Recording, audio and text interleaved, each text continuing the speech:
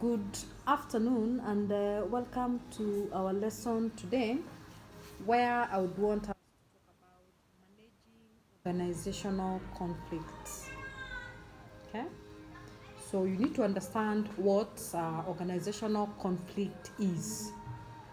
Basically, it refers to a conflict between members of the staff or between the members of staff and the management or groups or departments, and it is a very common phenomena in an organization, and it can either be positive or negative. So why we need to know how to manage conflict is because it affects on performance, of an individual in an organization. Therefore, it is very important for us to be able to understand what are some of the causes of organizational conflict. One of the main causes is what we call multiple value sources. Remember, people are different. People come from different backgrounds, and therefore they have also different views. So it is very important that when you're managing this kind of conflict, to understand where people or where different members of staff come from. We also say another cause is the idealized individual values versus the practical organizational value. Okay, so now this depends with people have got different wants and interests, and therefore if one party does not do according to what the other person feel is important, they are able to have a conflict. Another cause of organizational conflict is what we call competition. People compete. Members of staff compete against each other in an organization. And therefore, as a result of that, this might also cause conflict. Another cause of conflict is what we call the difference in goals. People have different goals, and therefore when they are fighting to achieve their objectives, we would find a situation whereby they might have conflict. So it is very, very important while you're working in an organization to be able to know how to manage these conflicts. So we've stated the causes, and it is important for us to understand how then do we manage this conflict. One way of managing conflict in an organization is through encouraging conflict, not conflict, but encouraging competition in an organization. Okay, so when members of staff are encouraged, or when they compete against themselves positively, they are able to help the organization achieve its objective, while at the same time they are able to know how to manage their differences between or amongst themselves. We also say another way of managing conflict is preventing the conflict. So how do you prevent conflict? You prevent conflict, for example, by allowing or ensuring that different departments, if maybe it's a conflict between certain resources, so you ensure that each department is adequate enough to manage its own resources. So how you manage conflict is by preventing it. So if you see a scenario where you feel that it could cause conflict, it is better to avoid those kind of scenarios. We also say you manage conflict by resolving it. When people or members of staff are able to collide with each other, it is also important for you to be able to resolve the conflict. How do you resolve this conflict? There are several methods. You say you can resolve conflict by avoidance. Yeah, avoidance means avoiding the problem, yeah, and hoping that it will go away. You also resolve conflict by smoothing. Yeah, so smoothing means acknowledging that there exists that conflict, and therefore you develop ways of managing it. We also talk about compromise. Compromise means coming into, it's a win-win situation whereby you resolve to give in. Both parties resolve to give in, yeah, with an intention of making sure that it is fair for both parties.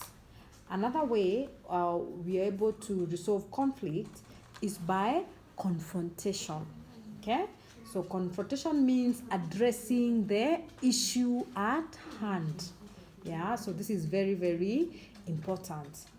However, sometimes there could also be certain ways, yeah, within an organization where the management is able to deal with conflicts. So these are also other examples of ways that the management is able to deal with conflict. We say we can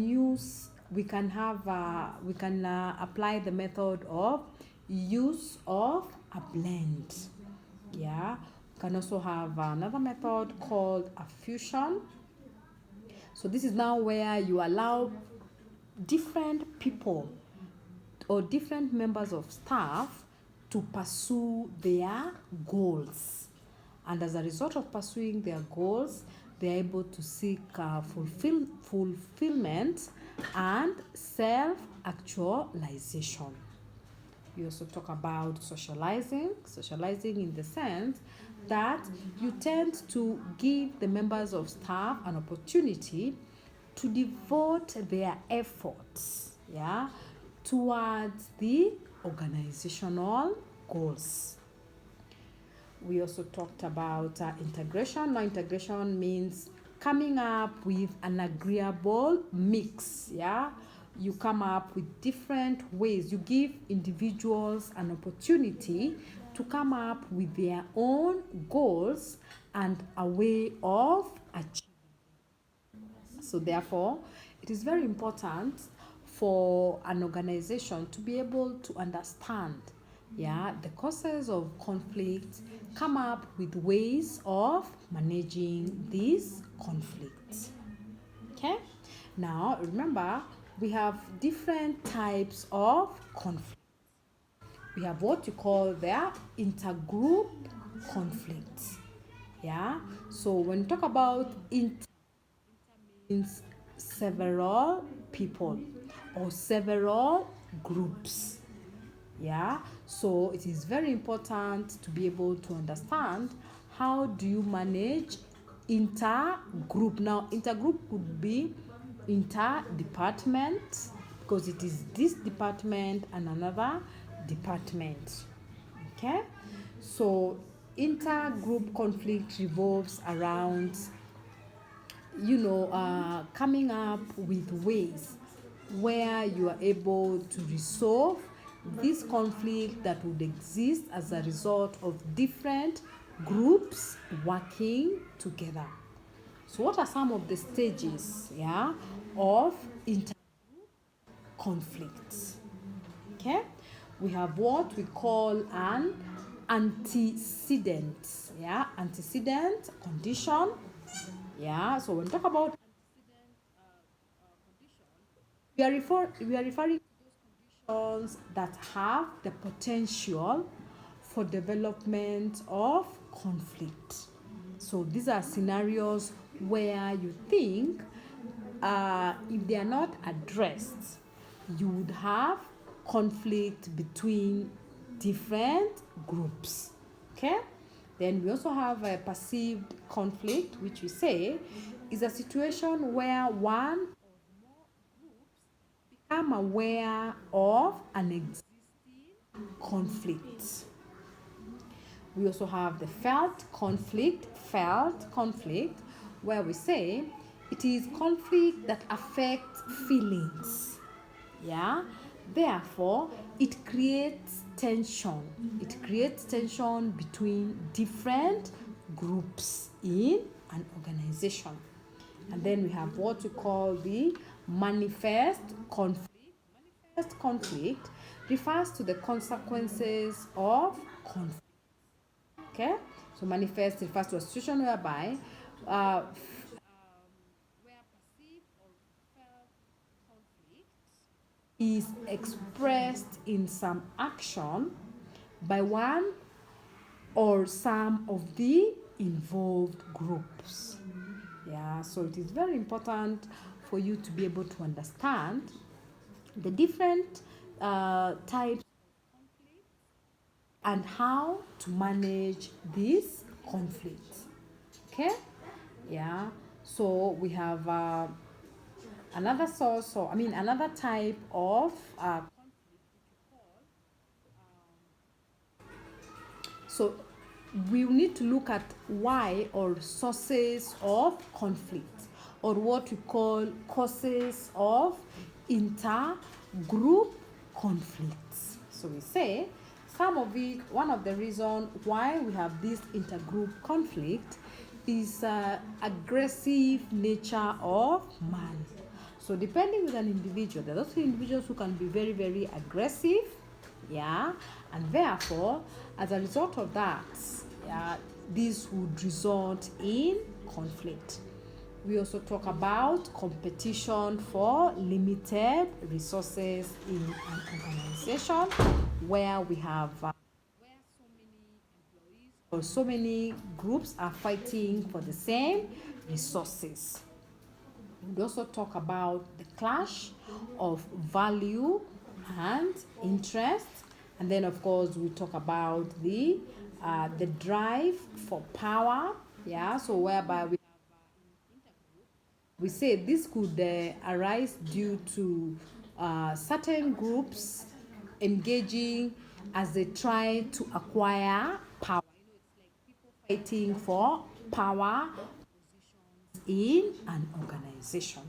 Then another reason why we have intergroup conflict is introduction of change. People are very resistant to changes, and therefore sometimes when the management would introduce new changes, some members or some groups would actually be against it, and therefore they would engage themselves in conflict. We also talk about the organizational climate. Yeah, so this means perhaps the psychological distance. Yeah, maybe this department work in different places. Yeah, so perhaps maybe before a certain group leaves their location to somewhere else, this would also make it impossible for people to work in a cohesive manner, and therefore this would also lead to conflict. So basically, this lesson, what I wanted us to discuss about was the causes, management of conflict, how you manage conflict. Okay, then we also have another type which we call the line versus staff conflict. Line. Now, when we talk about line superiors, so this is a conflict between the managers and the subordinates. Okay, so this is one of the main common conflict in an organization. Yeah, and it is very, very important to be able to identify how these conflicts are managed. So we mentioned, or we talked about the territorial encroachment. Yeah, when we talk about the territorial encroachment, we are referring to sometimes people receive advices from their line managers, and sometimes some of this advice is taken negatively, and therefore this could cause conflict between the line managers and the support or the subordinate staff. We also talk about another cause of these is conflicting loyalties. Yeah, you know, there are members of staff who would feel comfortable with different line managers. Yeah, and therefore what they would do, they would tend to sabotage their immediate supervisor, and this would also cause conflicts. Yeah, so it is very important for us to identify these causes and to be able to know how to manage them. Yeah, so what are some of the consequences of these conflicts in an organization? What happens when we have too much infighting in an organization? So we say one of the main causes of this is that it brings in problem to do with leadership. Yeah, there's a problem to do with leadership, because when people receive too much, for example, when we mentioned about conflicting loyalties, where people receive different, or where members of staff feel that they are loyal to certain line managers, yeah, this would be a problem in the sense that it would bring in competition amongst the line managers. Okay, another another way is the motivation energy available to complete tasks may be increased under the influence of intergroup conflicts. Okay, then we also say each group may develop increased understanding of their position, because conflict forces people to bring forth all supporting arguments, think more clearly about issues, and seek support and evidence of their views. Okay, so we also have another course or strategies that an organization would embrace when they are trying to resolve organizational conflicts. Yeah, so we've got what strategies like lose-lose strategies. Yeah, so lose-lose strategies refers to where both parties lose in the sense that neither each achieve its desires in the conflict. Yeah, we also talk about avoidance, so some strategies that are used in an organization to make sure that members of staff or people who work in the same department or organization are able to avoid conflict. You had mentioned earlier about avoidance. Avoidance is whereby you look at a problem from far and ensure that it does not actually occur. So you try to prevent the conflict. Then we also mentioned about the compromise, where both come to an agreement. Yeah, we also talked about the win-lose strategies. Yeah, so it is very important for us to be able to understand why these conflicts happen in an organization and how we should be able to resolve this conflict.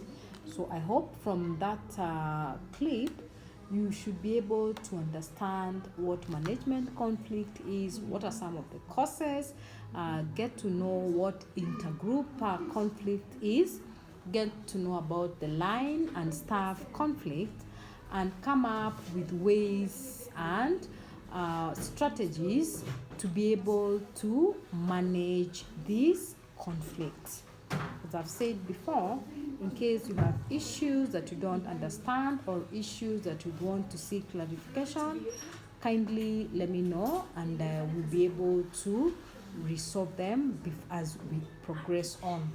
I wish you guys a very nice day. Bye for now.